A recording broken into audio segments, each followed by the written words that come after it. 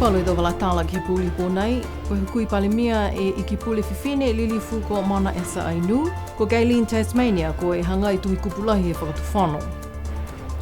Whaalawhalai atu ko au ko Esther Pavi hane do wala tala tutupu ke lata ia mui puli pōnei. Tunga ni he whakapuloa atu ai he do wala tala PCA News e do whaitapu e kua mole e aho kua manaki ke tuku mai whakaosia i e whano i ke pule. Kai kua whaitau se anga pauaki ne whakahoko ai he aho lotu e whaitapu e kua mole. Ki loto he poko whano i ke pule, kua whakailoa ai he whakatunu whano Lilifu Hima Douglas e tau aho mahuinga nei. Aho ke whakaosia ai e whano i ke pule, mo e aho kua whawhasi ai he palimia ke whakahoko ai e wilianga lahi he motu. Hanei e tau whakailoanga ia mai he whakatunu whano. Koe tau se anga whakamua nei ke whakailoa he whakatunu whano e tau aho mahuinga nei ke he whakaholoanga ke lata mai whano ke pule he motu. Kai pehe he whakatunu whano, ko tonu hia ni ke whakamatalahi e whakailoanga nei, ke iloa ai he tau lilifu e ke pule moi motu katoa. Si tau se ai pehe nei e whakailoanga. Ko amana ki fōki a ia ke tū mau e tau se anga nei ke tau longa i mua. Ko tau se anga nei, mana manatu ke ai. Hako mena kua au taha he tau matua ke puli mai whakamua. Ko hoko tau ke he nofanga ke he mga nei, ko e whakatū no whono. Mui tua au ke he tau whakahoranga tau tūru. Tali mai whakamua. Koe, tuka pē koe whakailoa ni ha mui he palemia ke he whakatū no whono. Wawaku ne whakatū no whono me lau pepa mo ia, tuku he cassette. Toka mo ia ke he tui kupu e whono ke pule, ke ta hake whikau ia ke te kita ke te wiliang. Mana tau, koe tau whakaroanga mahuinga nei, ai ka mina lata ke whakapū kilu behia. Lata ke whakailoa ke mutu katoa, ke sia mōri he mutu katoa e. Lilifu fōli e whakaroanga ia. Si koe ka kāna hoi ene tau se whakaroanga, mana tau e. Ka mga hoko maua mai e whakailoanga mai he matua palimia. Ke whakailoa whakamita ke he mutu a tau. Ke kautu me tau matua e ke pure he mutu. Koe hoko tau tau ke mga hoko. Ke tūkoe e ke pure, e whono ke pure, pia fua ke me hoko me mga hoko ke tau sa e wilianga. Koe mga aho nei, koe whakatali atu ke he takitaki lahi he tau wilianga ko Darren Tohovaka, ke whakailoa ia ke tau whakailoanga whamahani, muitua ke he matawhakatuwhono Niue Assembly Act, tahe awhi hiwe seo anu whamaono, e aho kua whakamolia ai ke whakahoko e wilianga lahi e motu, he matahiku he mahina whou. Kua whai mga aho tō liwa i ke langana koe iki pule whiwhine koe eke ai mō hukui palemia he motu. Hongo whulmaua e tau tō liwa i ke langana e tau walatala penai, mai he ofisa he whakatunu whono he whono ke pule. Koe whahe tapu e kua male ni whiwhilia i he palemia Lilifu Dalton Tangilangi, e iki pule he patanga he tau whahinga hua, he tau kolotu fungasia Lilifu ko mana esa ainu, ke eke ai muhuku i palemia he motu. Kua whakamolia i he whakatunu whono i tau seanga nei, ke Lilifu ko mana esa ainu muhuku i palemia, tō liu mai e palemia ke he motu, he matahiku he whahe tapu nei. Koe mga aho whakahiku ne eke taha i ki pule whiwhine koe hukui palemia, koe mga aho ne nofo e i ki pule mai whakamua Lilifu Olav Tauveve Jacobson ki loto he kapeneta mai whakatu whono he matua Lilifu ko Sir Toke Tālangi. Ne whano ke he maia ia he kapeneta ato hoko e tau wilianga lahi he motu he mahina ha me tau waf me hongwhimataha kua mole. Whakatutala BCN News mai Lilifu mona inu ke he mama i niawhi. Lahi mole munuena ke whaito tōanga pihia, kai ki au, ringa tataini e tuanga he mga honei, mo e tuanga koe i ki pule, ha koe taunga hua, anga ia ni, taunga hua o loha mautolu, ki lote whono i ki pule. Si whia lahi whoki au, he whinatu whoki au ni nei ke tau se omonua, si tunga ha manatu koe, aitangi ka kai whai manatu kehe, ka koe ke au ki taunga hua koe he tuanga nei, lahe Lilifu koe tuanga Lilifu. Ke whakalilifu ni e au e tuanga ia mo e hakoa ahingoa ke hakoa mga whaua. Ono atu ke tautau ne longa tu whoki ne kua male ne pai hukui whiwhini ai. Lilifu ke he hangai palemia, ke hukui palemia. Loa lahi, le mo lehe hongo furu tau si ono atu ke mga honei ka longa mena ne hiki. mai he tau ia kwa mole. Se amamina ki neo ke muina e tonga hua ke mga hala nei ni kua hukui e o e lilifu pale mia ke hato tōla kautu. Mai ngā hua uloa ni mai lewe ki atu ke tau whaile heli. Hanuk tuta. Koe whiwhine ke whaa ki a lilifu mona inu ke eke mai taha he tau iki pule he kapeneta. Koe hana mga halafka mua hanei ne ngā hua ki loto he kapeneta mai he ngā hone whiwhili he palimia Dalton Tangilangi a ia ke eke mai taha he hana tau iki pule mai he mahina ha iuni tau ua whemui ua fulu kua mole. Tō eke lilifu ko inu koe hukui palimia he motu atoliu mai e palimia Tangilangi ki Niue hawhleili he whahitapu nei mai kuki ai lani. Tā koto whanga fōki ne whailoa ai he matakau pulinga hoa ko Philia ia Gayleen Tasmania ke eke mo hangai tuhi kupulahi whakatawhano. Kua whailoa fōki he matakau pulinga hoa, kua whakaosi mo uta kehe mai he mga honei e punga hoa ko e takitaki ulu whakatonu he patanga he tau whahinga hoa mai tau tangata, Director General of the Ministry of Social Services. Hane e tau walatala ia. Ko Gayleen Tasmania, ko e taha he tau tikitaki he whahenga hua whakatawhano. Ko whai mga whuke a i henga hua, ko e ofu mawalu e tau. Kamata he tau taha hiva wha. Nenga hua whakamua a ia ke whahenga hua whunua, tō kau mai fusika.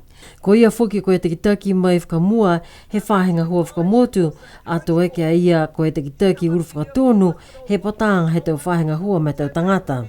Tonga hua ia ki whakatawhano ni whinatua Gayleen Tasmania ki hanga pulotu i Australia University of Queensland Kyneton moi moua e whakamailonga Bachelor of Applied Science. Whaitau he moale si liu atua ia ki hanga pulotu Massey University i New Zealand ne moua e hana pepa aonga koe Masters of Science First Class Honours. Mai longa mai whakiloanga he matakau pulinga hua, tokolonga te o tangata pulotu mo tokolunga te o matanga hua. He motu ne whakapuke halo tūlo tau tuhi ale ke lata mai punga hua, he hanga i tuhi kupulahi he whakatawhano. Pehea Gayleen Tasmania, i loa ia nā kai muka muka ngā hua whou nei, koe hanga i tuhi kupulahi he whakatawhano. Kai tū mau hana whalanaki, moe tua ki hea tua, moe tonga hua ia moe whakamoli ke lata mai tonga tangata he motu ko Niue. Hako amana ki e motu ke whakamanatu e tuanga he limu fulu tau pule whakamotu ke tau kahau. Tō whakatua i he whakatawhano taha ko misi ke ngā hoa ke tau whakatokanga ia. Tala hau mai a palemia li lifu ko Dalton Tangilangi, ko e taha mana mahuinga ke he onoanga ha Niue ki mua, ko e tau manako ha Niue ke whakalaulahi e tau whehanga ianga mawhala mai whalu he tau mutu he laulangi. Mai ono atu whoki ke he whakasilanga he whehanga ianga ha Niue mai motu ko New Zealand. Hanei a Los Angeles Yoni Holo mai te walatala ia. Ko whakakise mai he palemia Dalton Tangilangi ke PCA News he whaetapu kua male, hanga o ia ke taha komisi kua manaki ke whakatua i me whaulumanatu whoki han hanga o ia ke hea mamanakianga ke whakamanatu e limo furu tau puli whakamotu. Koe whakatari hae mni ke hakoe oatu ke tau wiriga, ka koe whita ke onono hapa, ka maune ai behe ke whakatari nera koe whita he onono ko koe no ko rata ke potuia ke he komisia ke nakaini haka ke he maweanga tuai. Kai ke sia atu ke maweanga ki mua koe ti tatai tonga i mawhure tau ni mai. Sa ko tumnei ai ne lali ke whamaroka kai mina lahi ne ke onono ke ai. Koe tuanga Niue ki whafo mai munisilani ke halarolangi. Ke maua e whemama ia ka kowhita hea mata manatu whai kese whakalahi si i loa he ofisa i loa whoki ni ia e tikitaki. E hako ki sianga hako nei whai tupe mua to tolu ke to mena na to tolu ne whakafua ki whafo ke ota ki whafo. Ka hei pua hala ne ki si au ne mua tupe mai ke la matai ka New Zealand hako na hala taha ni whakawa to tolu to mena ne mai ke motu. So ka to tupe ne mai he ta whahe laulangi na whano ni ke whahe ko uri umai. So hei a whaula to mena. Ke kisia me lo tau ke whamaroro aki. A tau tolu, haka lo tolu ha ka behe munuina whoki. Si mahuinga e lari ke mou e māmanga ia. Tā he tau mena ko mahuinga ke he tau whamanatuanga limo fulu tau, koe whakawhituianga ha Niue moi motu ko Nisilani moi onono atu ki mua. Mahuinga whoki ke he tau manako he whakatuwhono ke whakalaulahi he tau whehanga ianga, ma whala ha Niue me whalu he tau otu motu he lalolangi. Koe mga honei mo le ai ua fulu e motu kua whai maweheanga mo Niue, mo e ono atu ke he tau mahina I mua to hoko atu ai ke he tūrunga fulu. Kua whakise fō ke tau manako he palemia ke he tau kua mole, e manako e whakatuwhono Niue ke eke mo taha motu ne tutaki atu ke he matakau he tau motu kau whakalataha he lalolangi ko United Nations. Koe whalua ne he tau mena kua manaki ke whakatutala ki ai ke lata ia mo e whamanatuanga he tūli mga fulu e tau pule whakamotu ha Niue ke mahina o ke topa he tau kahau. Tu mau e whahinga hua hila ke hata ki atu ke he tau tangata he motu, ke lali ke tukutuku hefo e whakaongaanga he malolo hila he tau mga honei, kai lali e whahinga hua ke tau se e tau lākau hila ke mau. Koe le kua ke hila ka mata he pungi whalaile e kua moli, ne masi whakaofua e hila ke he motu. Kua whakailoa ai e whahinga hua ke tau matakau taki maanga he pungi whalaile kua mole, ke puhala atu e hatakianga ke leveki e whakaongaanga he malolo hila ke tau loto kaina. Mo e kua liu whakaonga e tau masiniti solo generators ke tāwilia e hila. Pehe mai hukui taki whainga hua ko Brandon Kulasea, hane whainga hua lau tūlu me tau insinia mai he matakau Tesel ke lali ke liunga hua mitaki e tau computer nei. Ka kua liu tuai ke whakaonga e tau generators ke tāwili e hila. Koe mena ia kua oli ai ke tau tangata ke aua whakaonga whakahanoa e tau koloa hila. Ato liu ke mau mapopo e tau lākau hila he whainga hua. Koe tahamtakau ne whahingoa koe Western Central Pacific Fisheries Commission, ne takitaki he pulotu ko Dr. Josie Tamati tau ngā honei. Koe matakau ia ne takitaki e tau lewekianga me tau ngā hua ke whakatonu ke he tau whakatokaanga ke pui atu ai ke he tau koloa ika wahakula he tau walatahi he Pasifika. Mai ke BCA News ke whakatūtala mo iki pule ko lilifu ko Mana Ainu, he maa me ahui neafi ke he whalo tau ngā hua he whakatuwhono Niue, ke ono atu ai ke leweki mo i pui aki e tau ika nei he tahi, mo atu ke tau ika wahakula. Pehe mai matakau World Economic Forum, koe tau ni mela wahakula he tau walatahi he whahi lalo ki he loto uho he Moana Pasifika, kua kisia e mitaki he tau ni mela he tau ika wahakula. Nā kai kisia e whakahanoa ke he tau puhala fusi ika, mai mailonga ai ke he tuanga mitaki kua whakamailonga ai ke he lanu lau fusi, ke he tau whakapapahianga kua whakaonga ai ke iloa e tuanga he tau ni mela wahakula. Mai ke a BCA News ke tutala mo i ki pule ke he whahi fusi ika mo i potaanga he tau whahinga hua mai tau tu whungasia lilifu Mana Ainu hangau ia ke he tau tu whakatutalaanga he whakatuwhono Niue ke he tau whanoanga lalahi ne takitaki ai he tau mtakau mahuinga tunga Western Central Pacific Fisheries Commission mai mtakau SPC Pacific Community hangau ia ke he tau lewekianga ke he tau ika wahakula ke he tau walatahi he Pasifika. Longa tau mana ke ne whakatokatoka mai he tau kua mole, ke whakahangahanga mitaki aki e tau ika hea tau tūla at Pasifika i lau tau tūla, lai whuki tupe tau tūla ni moa mai he tau whakaholanga ia pesini, ai whi whakatonga tau tūla ne fusi ika, poke ai whi whakatonga ne fusi ika ki loto hea tau tūla te walatai, kai tū mauni a mau tūla ke watu ke whakatūtala, ke kauwhalataha moe o moi e tau maweheanga ki loto e tau mtakau nei. Koe mtakau e SPC, ko lau tolu ne fuaki mai e tau pulotu po ke tau mena ne moa mai he tau kumikumianga, ke lang matai aki e tau whiwhilianga ia he tau halo tolu he tau tūtaki. Kai mua atu ke tau mga hala ka whakatutala e tau tangatanga hua, te hoko atu ai ke tau iki puli. Si koe whalo e tau whakaholanga ia ke lewe ki mui pui ka tola he longa, si tau si tu mau mai whakatutala tu mau haka lai pui tu hiki anga tunga ia tau mena ne kua le kua hako hiki anga matangi, tau le kua hako e tau hiki anga ni he tau motu takitaha, pia whuki ni mai tau tutaki ki loto he tau mtakau nei ka ai tali he taha, koe whi he patu haha he whakatutala tu maua e whiwhilianga kua mitaki ke lata mo tau motosi. Pehe i ki pule ko inu koe whanoanga he mtakau WCPFC ne whakahoko ke he motu ko Vietnam he tau kua mole ne whuakia i he kautū ko Amerika ono siau e miliona talang ke lang matai ki he tau ngahua he mtakau Western Central Pacific Fisheries Commission ke le veki mo i pui e tau ni mela he tau ika wahakula he tau walatahi he Pasifika Ke tumau e mitaki mo mai ke ai ke moa monuina ai, mai tau tangata mo e tau motu ki lalo he tau mtakau nei.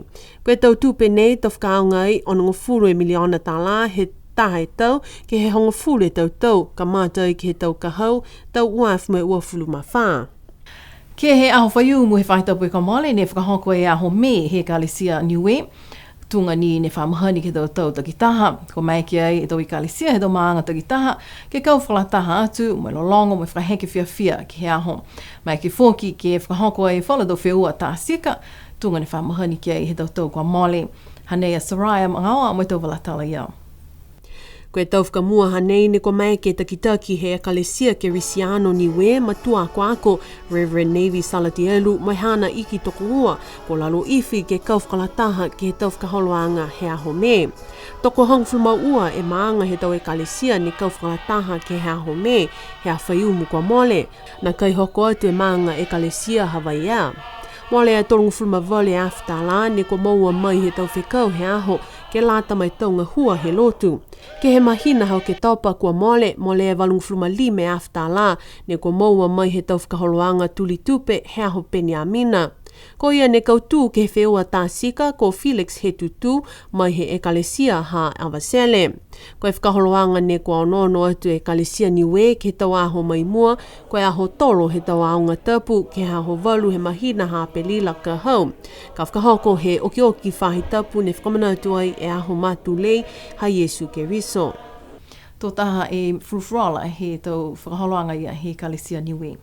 Ke whakausia ki e tau walatala tutupu ki he pōli he pōnei. Kua liu tuai moa e taha pepa tuhi wangahau Niue, bilingual dictionary ia ki he ofisa taonga Niue. Ko e lolomianga ke wā kia nei he taulangaki nei, o atu ke whakatau kamanako ke hiki ai ki he ofisa taonga Niue. Mahuinga lahi e tuhi wangahau Niue nei, a siliwa i ke lolomi langa ua ha kua osi e taulangaki ki he lolomianga whakamua he tautau e kwa mole. Mga honei, kua liu whai whoki, ka e nā kai loa, koe longa na kai e tau langaki, si o atu ke kumita langaki mai e hao mga whaa. Ka pihia hatau tōlua tau walatala tutupu ke late e mui pūli i he pōnei. Li liu matutaki mai ke he pō tuloto, whaitapu nei, ke late e mui tau walatala whakapiritania, mo Saraya Mangawa, ka mawehe atu au mga honei, munu i ne pō, nono whara.